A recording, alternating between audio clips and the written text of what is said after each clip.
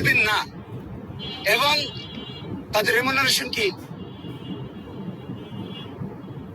যারা জমজমাট আইনজীবী, আমাকে বিচারক বানাই গিয়া দেখেন দেখি আমি তো 6 মাস চাকরি করতে পারবো না। যে পরিমাণ ফাইল অ্যানেক্স ভবন, ওই ভবনের এক একজন মাননীয় বিচারপতির দরবারে আছে, উপর থেকে শুরু করে নিচের একেবারে আমরা আইনজীবীরা বসে পর্যন্ত লাইন ধরে কিছু কিছু ফাইল আছে, দলে পরে জোর জোর করে ভাঙে পড়ে যেতেছে। সিভিল মামলার ফার্স্ট আপিলের ফাইল দেখলাম ভাঙে মিস আপিলের ফাইল ভাঙে পড়ে যাচ্ছে। লজিস্টিক কোথায়? কতক্ষণ কাজ করবেন একজন মাননীয় বিচারক? বিকাল 4টে পর্যন্ত কাজ করবেন, তার কোনো রিসার্চ অফিসার নাই, তার কোনো অ্যাসিস্ট্যান্ট নাই, তার কোনো ল ক্লার্ক নাই, তার এক বিওতে আমরা বসাই রাখছি, সে তো ফাংশন করতে পারছে না। এর মধ্যে ফাস্টেস্ট গ্রোয়িং বিচারক যারা আছে, যারা সত্যিকার অর্থে কাজ করতে চান, তার অ্যাসিস্ট্যান্স কি? যে সমস্ত আইনজীবীর ভালো ভালো চেম্বার আছে, এক এক চেম্বারে 8 জন 10 জন 15 জন পর্যন্ত কম্পিটেন্ট জুনিয়র কাজ করতেছে। আর এইখানে ল ক্লার্ক কোথায়? বিচারকের জাজমেন্ট লিখবে কে? এডিট করবে কে? কারেকশন করবে কে?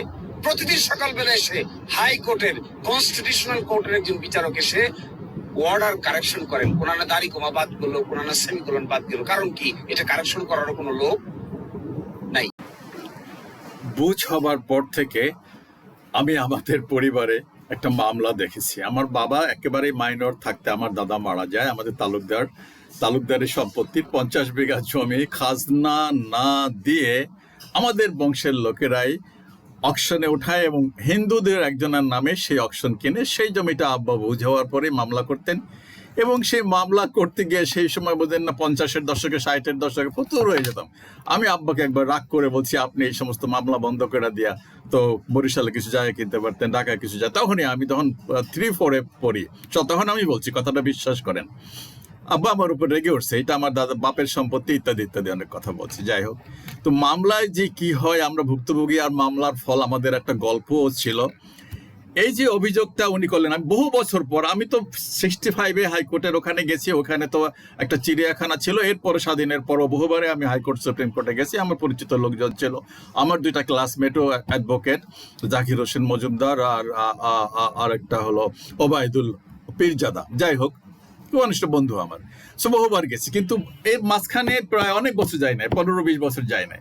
এই 5-7-10 দিন আগে আবার সুপ্রিম কোর্টে হাইকোর্টে যেতে হলো, অ্যানেক্স ভবনে। ওখানে ঢুকে তো গিজ করে এত দালান কোঠা, আগে তো কিচ্ছু ছিল না। মানুষ, উকিল আর মানুষের হাজার, এটা একটা মাছের বাজারের মতন মনে হয়। যাই হোক, আসল কথাটা বলি, এই যে একজন বক্তা, একজন অ্যাডভোকেট, উনি একজন প্রমিনেন্ট অ্যাডভোকেট, আপনারা সবাই জানেন, আমি আর সে বিষয়ে কিছু বলছি না। কিন্তু উনি যা বললেন, এই হাইকোর্টের সুপ্রিম কোর্টের বাজেট কত জানেন? সুপ্রিম কোর্টের বাজেট হলো 2,291 কোটি টাকা, আর বাংলাদেশ টেলিভিশনের বাজেট হলো 300 কোটি টাকা।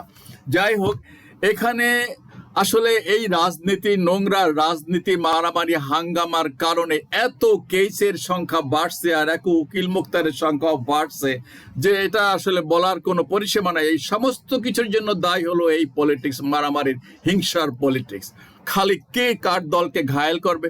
200টা বেল পিটিশন হয় সুপ্রিম কোর্টে, হাইকোর্টে ডেইলি। তো উনি যেটা বললেন, এই ফাইল ঝুরঝুর করে ভেঙে পড়ে, তার মানে 20, 25, 30 বছরের পুরনো ফাইল।